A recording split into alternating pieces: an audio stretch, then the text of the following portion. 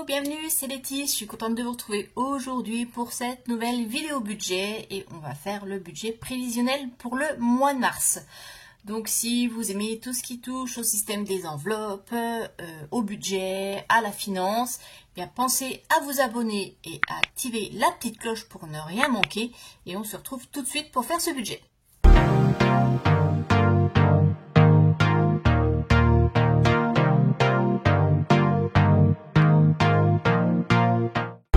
Alors, budget du mois de mars, il y a pas mal de choses qui changent. Nouveau logement oblige. Il y a des régularisations qui se font sur les factures, des nouvelles. Je vais vous expliquer un petit peu ça en gros. Donc là, à ce jour, nous sommes le 23 février. J'ai reçu là ma facture de régularisation de clôture pour le gaz et l'électricité. Évidemment, comme la mensualisation commence en décembre. En décembre, j'ai du coup eu que 3 prélèvements. Ce qui veut dire que je vais avoir des petites factures un petit peu salées. Alors, au niveau de l'électricité, bon, ça va.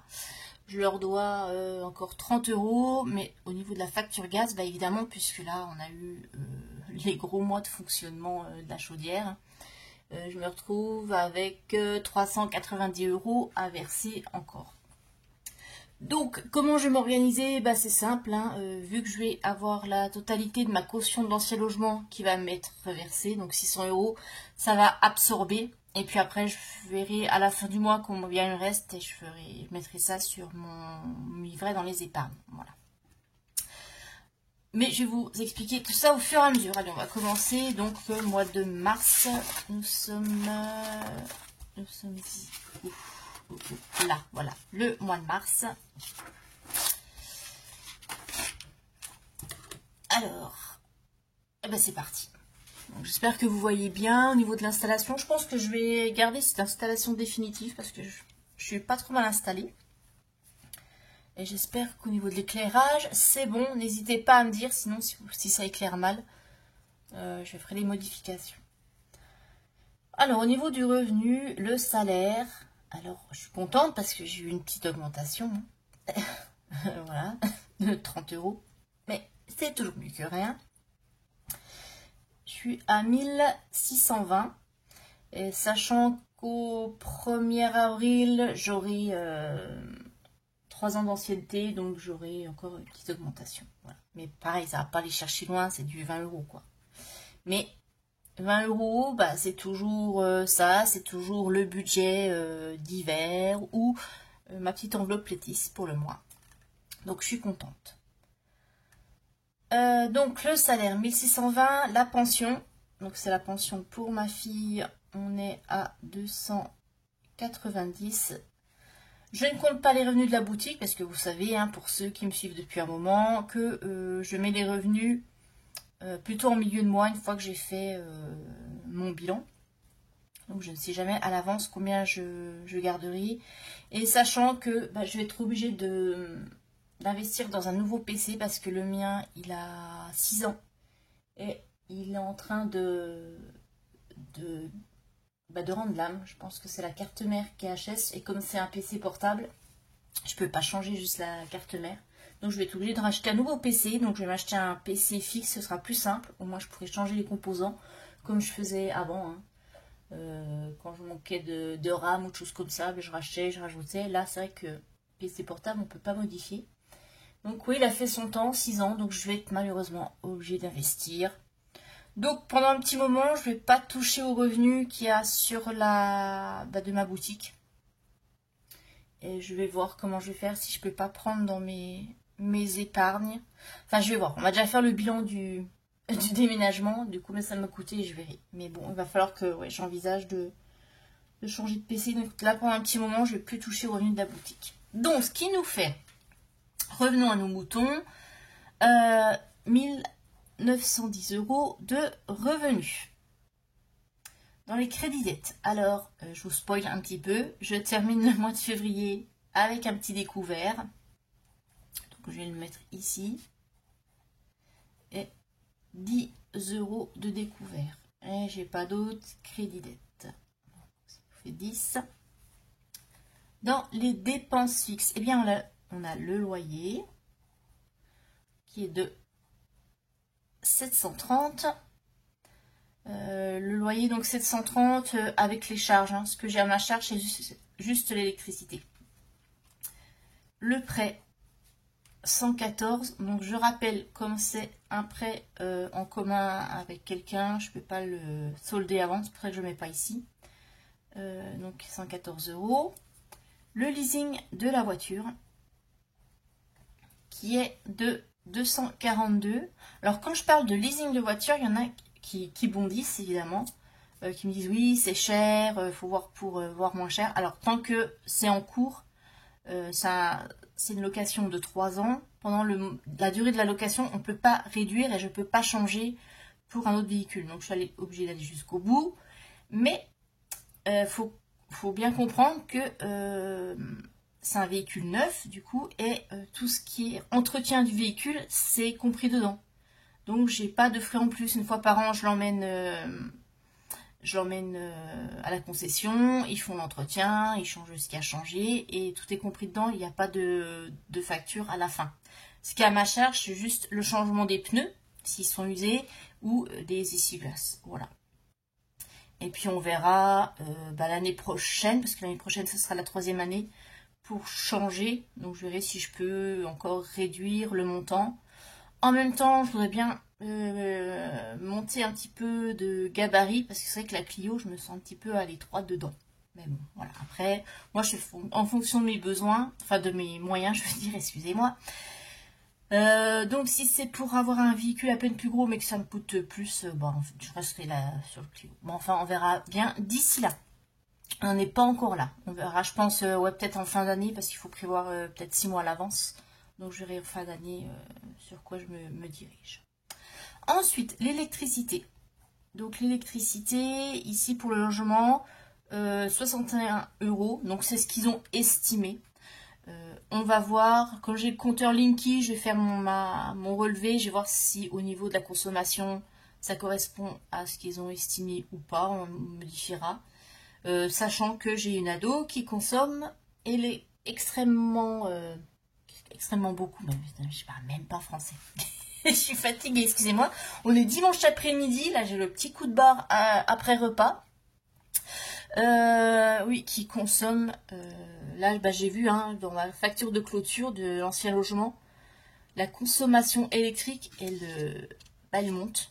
Parce que ma fille maintenant est à temps plein à la maison, puisqu'elle est plus scolarisée. Donc toute la journée sur la PlayStation, ou sur le téléphone, ou la télé. Plus moi, avec forcément les jours de télétravail, où je consomme l'électricité. Et puis plus la boutique, et évidemment je consomme plus, puisqu'il y a tout l'aspect création. Quand je fais mes défis, je plastifie tout ça, je consomme l'électricité. Donc voilà, tout cumulé. Voilà. Mais bon, ma fille, ouais, a une grosse part d'augmentation. Voilà. Donc c'est pour ça que pour l'instant, j'arrête son argent de poche. Oui, ça c'est la nouveauté du mois de mars. J'arrête son argent de poche parce que j'estime que quand elle sera un peu plus responsable, qu'elle fera un petit peu plus attention aux consommations, je pourrais lui redonner. Donc là, on va dire que c'est sa contribution. 10 € de consommation électrique. Je pense que ça va. Et puis à un moment, il faut quand même responsabiliser, parce que j'en ai marre de rabâcher tous les jours. Fais attention, débranche tes chargeurs, arrête de laisser tes appareils en veille, éteins ta lumière. Bon, donc comme j'en ai ras-le-bol, ou si elle allume la télé, des fois je rentre du travail, elle est dans sa chambre, et ça fait je ne sais combien de temps que la télé est encore allumée, elle l'a laissée tourner en fond. Donc bref. On va essayer de la responsabiliser comme ça, on verra ce que ça donne. Donc électricité, 61 €. L'assurance. Donc je rappelle, c'est assurance logement plus véhicule, 58. Internet, donc c'est juste Internet. J'ai pas pris le pack télé, toutes les chaînes télé, téléphone, etc. C'est juste Internet, ce qui nous fait 21. Téléphone, donc les 2 forfaits pour ma fille et moi, on a chacune à 8 €, enfin 7,99 €, donc ça fait 16 €. La cotisation du compte bancaire, 13. Et je suis en train de me demander... en fait, j'avais réfléchi à peut-être fermer ce compte à la banque et rester avec la banque en ligne. Mais je m'aperçois que ça va être compliqué, notamment pour mes versements d'espèces. Vous savez, en fin d'année, toute la monnaie, je vais y arriver, toute la monnaie de mes défis, je les dépose sur mon livret. Et en fait, avec une banque en ligne, on peut pas, on peut juste déposer des chèques. Donc, ça va me poser problème. Donc, pour l'instant, je vais garder. Mais j'avoue que ça commence à me chiffonner. Voilà. Donc, je pense, si vous avez une solution d'ailleurs pour ça, pour vos espèces. Je sais qu'en Belgique, vous pouvez, il me semble, si j'ai tout suivi, hein, déposer votre monnaie, je crois que c'est au supermarché, récupérer en bon d'achat. Enfin, peut-être que je me trompe, mais expliquez-moi, voilà. Mais bon, en France, voilà, si vous avez une solution pour les personnes qui ont des comptes en ligne, comment vous faites? Après, voilà, sinon je garde la monnaie et je l'utilise, mais bon, voilà, je vais y réfléchir cette année un petit peu, parce que c'est vrai que je vous raconte tout, hein, mais au moins comme ça vous comprenez le contexte, je gardais ma banque physique, parce que bah, c'est la banque où je travaillais avant, donc voilà, j'ai gardé mes comptes, et puis bon, ça me permet d'avoir toujours de bonnes relations avec mon conseiller, mon ancien directeur, etc. Et puis comme j'avais mon projet immobilier, je m'étais dit c'est plus simple pour pouvoir mieux négocier et mon prêt immo d'être dans la banque, dans ma banque, quoi, parce qu'au moins ils savent qui je suis, alors qu'une banque en ligne, bah, vous êtes qu'un numéro de dossier et il n'y a pas ce côté un peu, on peut dire oui je connais bien le client, je fais confiance, donc on peut accorder. Donc c'est pour ça, mais vu que mon projet IMO là, bah, clairement je laisse tomber, hein, parce que maintenant je vais avoir 50 ans, c'est trop tard. Je ne vais pas me mettre à mon âge avec un crédit de 25 ans sur le dos. Donc je vais arrêter, je vais rester en location et je profiterai de mon argent pour voyager, etc. Ou gâter mes enfants. Donc voilà, c'est pour ça que je me dis, bah, il n'y a peut-être plus nécessité de garder cette banque physiquement. Alors bah, dites-moi en commentaire ce que vous en pensez, quel est votre avis, etc. Ça m'intéresse. Ensuite, on a Netflix. Alors là, je suis dégoûtée parce qu'en plus, on me paye un abonnement dans le vent puisqu'on n'a pas internet à la maison et que je regarde pas Netflix sur mon téléphone. Donc 14 €. Et alors, nouveauté. Alors j'espère au mois de mars, je vais voir. Salle de sport. J'ai une collègue qui va à la salle de sport avec qui je fais du footing, etc. Mais ça, j'avoue là que ça fait plus d'un mois que je n'ai plus fait de footing parce qu'avec le déménagement, la fatigue et tout, j'avais pas le temps, ça n'allait pas. Et elle va à la salle de sport. Elle me dit qu'elle en est super contente. Alors moi en général j'aime pas parce que j'aime pas le côté m'as-tu vu où tout le monde se regarde. Et bon c'est vrai que là actuellement vu que j'ai pris du poids je suis énormément complexée. J'ai beaucoup de mal avec le regard des autres. Ouais, je sais c'est un travail à faire sur soi. mais elle m'a dit qu'elle bah du coup dans cette salle c'est pas du tout cet esprit. C'est cool. On peut voilà moi je pourrais y aller le midi. Comme maintenant, je vais faire des journées complètes au bureau, plus comme avant, puisque je suis un peu plus loin. Je vais optimiser mes déplacements. Donc, je me dis que les jours où je suis au bureau, bah, pendant ma pause de midi, puisqu'on arrête à midi, on reprend à 14 h, bah, j'ai 2 heures. C'est un peu bête. Bah, autant justement utiliser ce temps pour aller à la salle de sport. Donc, je pourrais aller à la salle de sport 3 fois par semaine. Ça serait pas mal.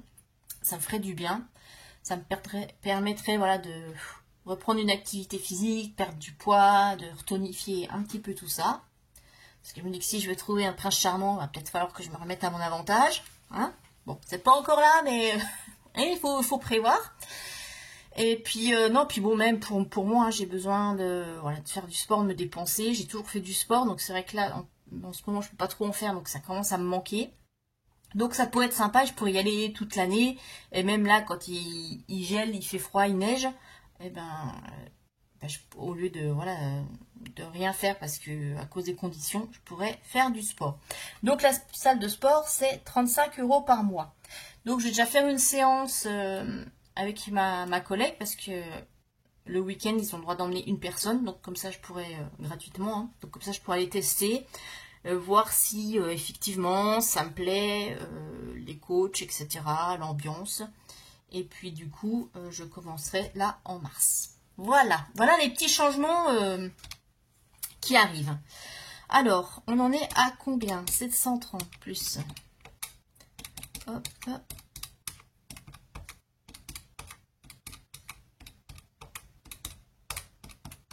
Ce qui nous fait 1304 € de charge fixe. Oui, et la salle de sport, du coup, je la mets là, puisque c'est par prélèvement. Donc, ou par carte, je sais plus. Donc, on ne veut pas payer en espèces. Donc, je le mets là, c'est plus simple. Ensuite, virement permanent. Et bien là, c'est tout. C'est mes virements qui partent, qui sont programmés, qui partent du compte courant vers mes livrets. Donc, on a le premier pour le LEP de 40 €. Ça, c'est pour ma prévoyance obsèque. Le deuxième, c'est vers le livret. Non, je vous dis n'importe quoi. Non, c'est l'inverse. Le livret, 10 €, c'est pour la prévoyance obsèque. Et le LEP, là, 40 €, c'est pour l'épargne pour les loyers d'avance, au cas où j'ai une perte d'emploi, etc. Ce qui nous fait 50 € d'épargne automatique chaque mois. Ensuite, dépenses variables. Comme son nom l'indique, c'est suivant les mois, les dépenses qui sont prévues. Alors, on va déjà mettre le carburant. Et ce mois-ci, il sera plus élevé, ça sera 130. Alors, j'ai calculé habituellement, là, je vais être à 60 €, enfin 50 et quelques pour de carburant par mois, là, où je suis actuellement, en faisant, je rappelle, 2 jours de télétravail par semaine. Et puis là, j'ai un déplacement à faire dans ma famille, donc je compte le carburant, donc ce qui nous fera 130 € pour le mois de mars. Ensuite, j'ai la régule d'électricité que je compte, 30 €. Et puis la régule de gaz, comme je vous disais, je la note pas parce qu'elle va être absorbée par le remboursement de la garantie, du dépôt de garantie de l'ancien logement. Donc normalement, il devrait rester 300 €. Donc ça, on verra en fin de mois. Mais bon, je compte au moins la régule d'électricité. Ce qui nous fait 160 € en charge variable. Et puis ensuite, on passe aux enveloppes. Donc c'est tout ce que je vais retirer en début de mois en cash pour mon fonctionnement. Et bien, au mois de mars, on va quand même serrer la ceinture. Je préfère être prévoyante. Donc, on va faire les courses pour 320 €, ce qui nous fait 80 € par semaine. Oui, c'est ça. Et puis, juste l'enveloppe d'hiver, 20 €, c'est le mini-fonds d'urgence. Donc, si j'ai pas assez pour les courses ou un petit achat imprévu, voilà. Donc, ce qui nous fait 340. Donc, je ne mets pas l'enveloppe argent de poche. Je ne mets pas l'enveloppe Létis. Et puis, les loisirs, je vais quand même noter, c'est sur la carte resto.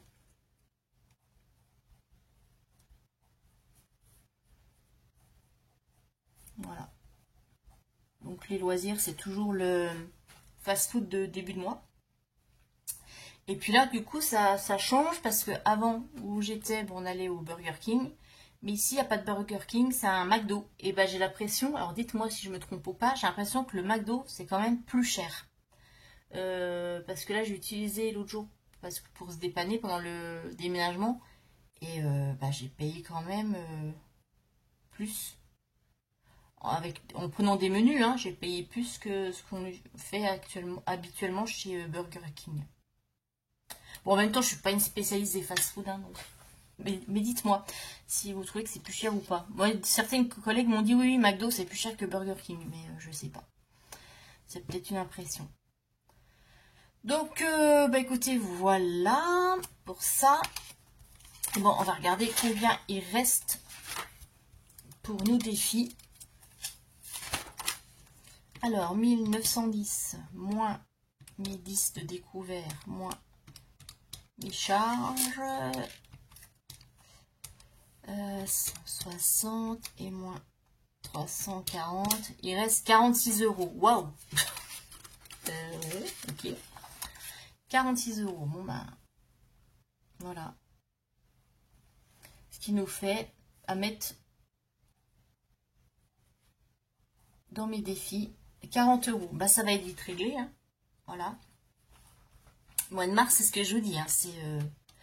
C'est le mois qui va piquer. Bon, bah, au mois d'avril, je pense que ça ira mieux. Mais bon, je m'en sors pas trop mal. Bon, j'ai pas encore fait mon gros bilan, mais ça va, quoi. De toute façon, en même temps, c'est comme ça. Hein. Et avec les régules, et puis bah, le salaire qui augmente pas. Forcément. Bon, on verra. Voilà. Bon, bah écoutez, c'est tout pour ce budget. Bah, vous, dites-moi si vous avez déjà prévu pour le mois de mars, que vous prévoyez. Là, nous sommes mercredi. On se retrouve en fin de semaine pour faire le bilan de la semaine et le bilan du mois. C'est là qu'on va voir si je vais tomber de ma chaise, que je vais avoir des mauvaises surprises ou pas. Et puis, bah écoutez, je vous souhaite une très bonne semaine et je vous fais des gros bisous. Allez, à ce week-end. Bye bye.